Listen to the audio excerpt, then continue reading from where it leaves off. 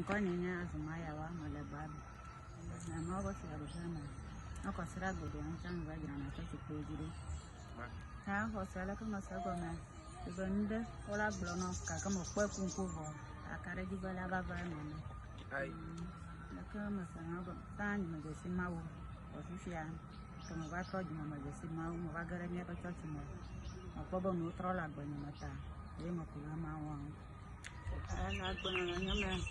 mau fiaru pena ba movo a minha covinho só no minha canivo ni hoese ta ni la hoese amada asi ta me canivo yo ni fia o hoese ba mau nyama bi e mau ko kala si ni ba gbereka na ha na ma ba jula ni ba ja ya mai ni o la go e ma na e ni do sin hoese kala si ni e ma blo na juma hoese pa ba o ha do la po o la hoese o la po bo no bo chochoke. Una bebê Yesu Cristo trova, no que tem na ego no